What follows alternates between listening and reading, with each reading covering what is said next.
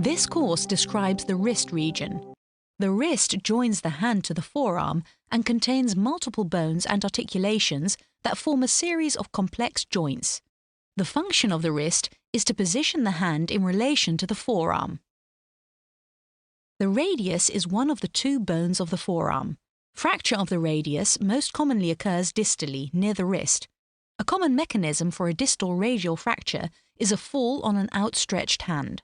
The ulna is the larger and longer bone of the forearm. The radius and ulna both have small bony protrusions at their distal ends, named the radial styloid process and the ulnar styloid process. The distal radio-ulnar joint, or DRUJ, is the joint between the distal ulna and the distal radius. Injuries of the DRUJ occur frequently with distal radial fractures. The wrist contains 8 carpal bones that connect the hand to the forearm. The carpal bones can be conceptually organized in 2 transverse rows, the proximal carpal row and the distal carpal row. Within the proximal carpal row, each bone has a limited degree of independent movement. The scaphoid is the most commonly fractured of the carpal bones. This typically occurs due to a fall on an outstretched hand. The major blood supply to the scaphoid is via the dorsal carpal branch of the radial artery, which supplies approximately the proximal 80% of the scaphoid via retrograde blood flow. Therefore, fractures to the proximal and middle sections of the scaphoid carry a significant risk of causing avascular necrosis through disruption of this blood supply. The lunate is located in the center of the proximal row. The scapholunate ligament runs between the scaphoid and the lunate and is the most commonly injured carpal ligament. Tears to the scapholunate ligament can lead to the development of carpal instability and disabling arthritis. Therefore, surgery is often indicated to treat these injuries. The triquetrum lies between the lunate and the pisiform. The distal carpal bones have less intrinsic mobility compared to the proximal carpal bones. The distal carpal row comprises, most radially, the trapezium. In the middle, the trapezoid and the capitate.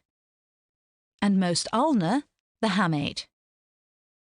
To aid recall, the mnemonic, "Some lovers try positions that they can't handle," is often used to represent the names of the carpal bones: the scaphoid, lunate, triquetrum, pisiform, trapezium, trapezoid, capitate, and hamate.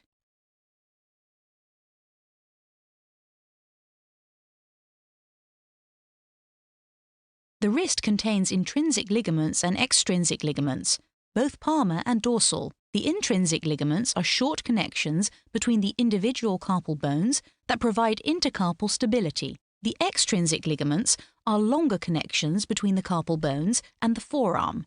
These ligaments primarily support the radiocarpal joint. The ulnocarpal and radioulnar ligaments also help support the wrist.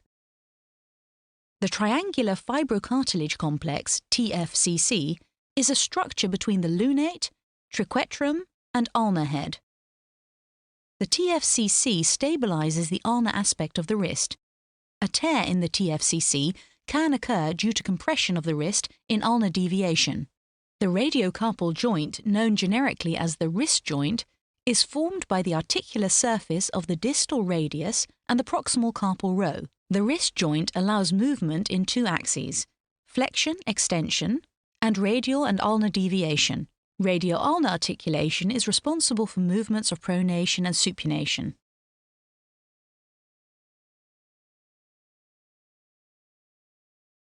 The muscles and tendons that make up the wrist can broadly be grouped into flexors and extensors of the wrist, thumb, and fingers.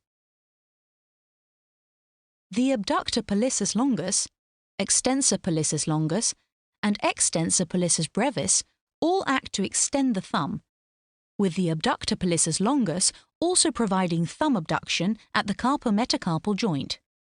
De Quervain's tenosynovitis occurs when the tendons of the abductor pollicis longus and extensor pollicis longus become inflamed and swollen due to excessive physical effort of the thumb. This results in reduced movement and pain. The extensor carpi radialis longus, extensor carpi radialis brevis, and extensor digitorum contribute to extension of the wrist.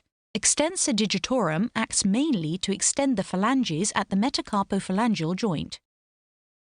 Extensor digiti minimi and extensor carpi ulnaris run through the dorsal wrist and contribute to wrist extension.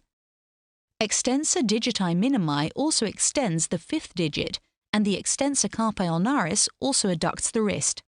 The extensor retinaculum of the wrist is the broad, fibrous thickening located at the dorsal wrist.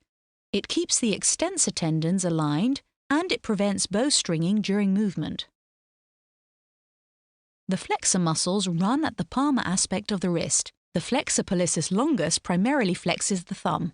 The flexor digitorum profundus and the flexor digitorum superficialis perform flexion of the wrist and phalanges. The flexor retinaculum is a fibrous band that covers the carpal bones and tendons passing through the palmar aspect of the wrist, forming the carpal tunnel. The median nerve runs through the carpal tunnel to the hand. If this nerve becomes compressed at the level of the carpal tunnel, it manifests clinically as carpal tunnel syndrome. To treat this, it is sometimes necessary to surgically dissect the flexor retinaculum to release the pressure on the nerve. The flexor carpi radialis and flexor carpi ulnaris also contribute to flexion of the wrist and provide radial and ulnar deviation.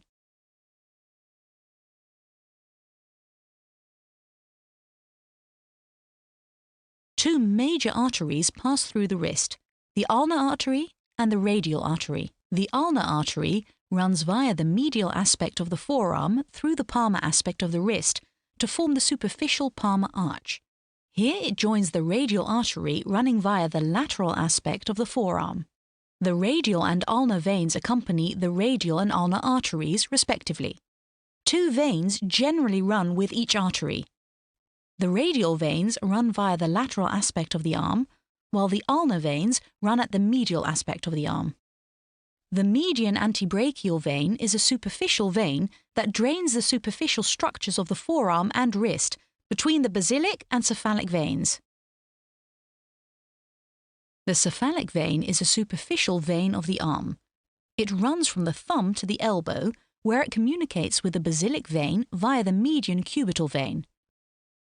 The cephalic vein is a common vein to use for intravenous catheterization near the elbow. Furthermore, the cephalic vein is used to create a radiocephalic arteriovenous fistula with the radial artery. When a fistula is created, both the artery and the vein dilate and elongate in response to the greater blood flow and shear stress, but the vein dilates more and becomes arterialized, making it suitable for regular hemodialysis.